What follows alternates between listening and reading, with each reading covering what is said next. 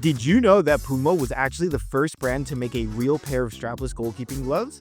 And they actually didn't have the same problem Adidas or Nike had when it came to rolling the thumb or getting a rolled, just really good gusset.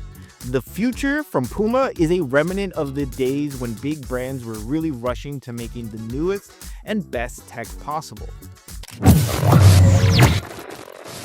So let's dive right into this review on the all-new Puma Future. Arguably, Puma's top glove at the moment, and coming from a storied history, these new Futures have a lot to live up to. So let's find out if they make the cut. Now, if you remember, the earlier model of the Future was the standard for quite some time, and the ones we had previously were in a gorgeous blue. The fit was extremely tight. I mean, like way too tight. I couldn't get these gloves on without help, and they were made up of a completely knitted material, with some air holes cut in for breathability on a modernized negative cut with the very popular Elite Dual Grip Latex, which we properly named the Sesame Bun Latex. Now, I had a few gripes with this glove, specifically the fit being way too tight, and even more the latex being very average for its price and look. So it seems like the newest Future model has addressed a lot of these issues that I had before when we compare the two. The backhand on the newer model, while being knitted, has this newer Future style. It has a little more elastic stretchiness to it, and the wrist entry feels either a bit wider as well or a bit more elastic for a much easier time sliding the gloves on.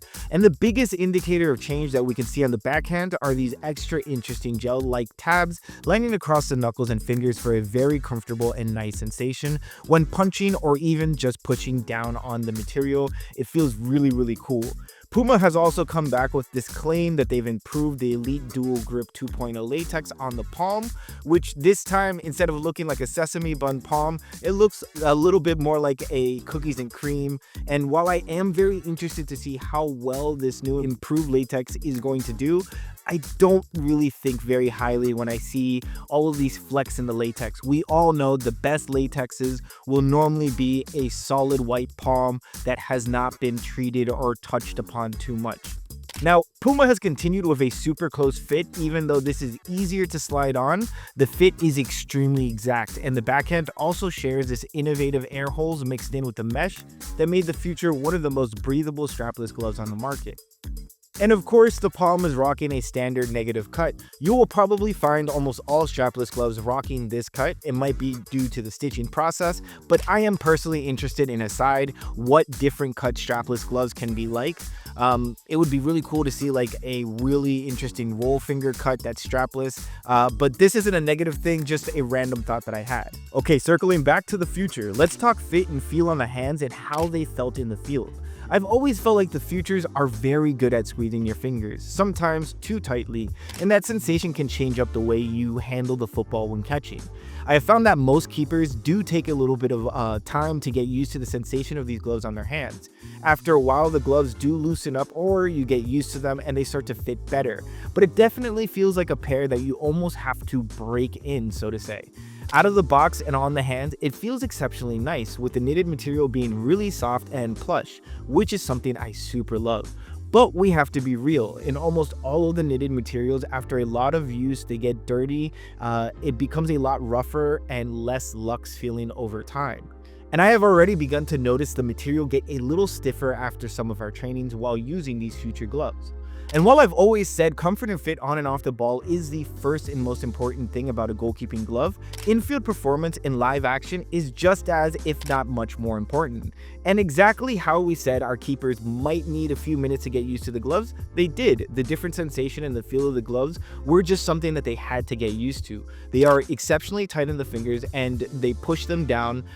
They push your fingers down for a proper catching shape, so you have to kind of get used to where your fingers are now. And after a little while of work, our keepers did begin to get a lot more comfortable with their saves and give the gloves more credit for their quality.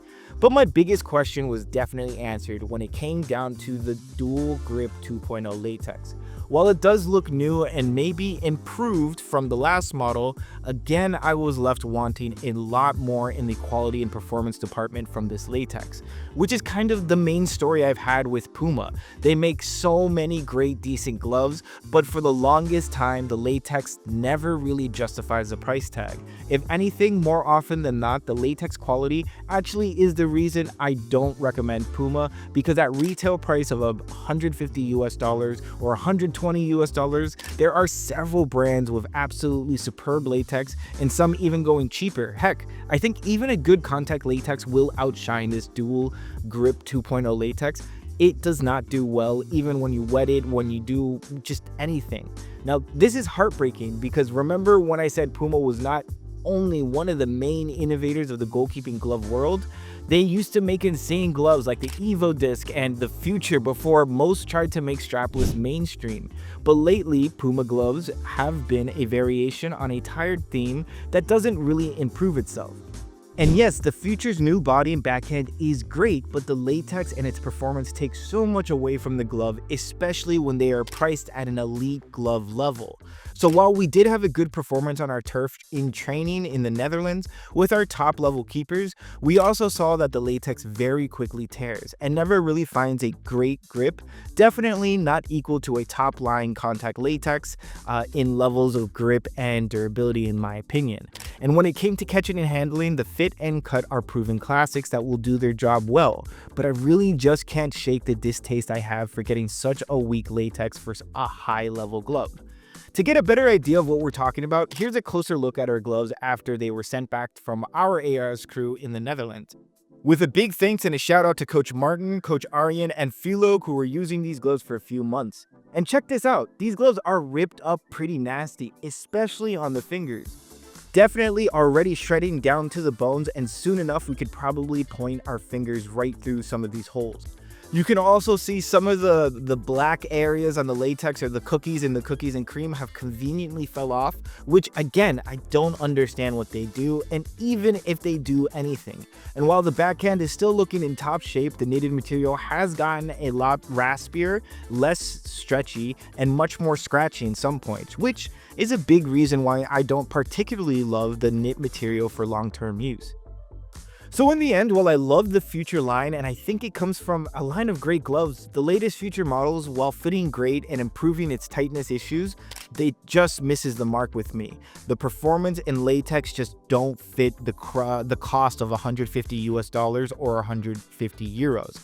At that level, I expect your latex to be able to compete and honestly surpass the best contact latexes on the market. Because if not, there are gloves at half the price with better latex and with a fit that is just as good. Now, if you love strapless gloves and really want a tight fit on the fingers, I don't think you'll find a better glove than this, but please do not pay full price. Find the older colors and get them on discount because truly, these are not gloves worth $150. So keepers, that's our Puma Future glove review. Thank you guys so much for watching. Now, before I leave, I have two questions. What are your top gloves of 2025, and do you agree with our review on the Puma Future? Please make sure to like, comment, and subscribe if you haven't already. Plus, stay tuned for Glovemas, where we will be giving away more than 30 gloves.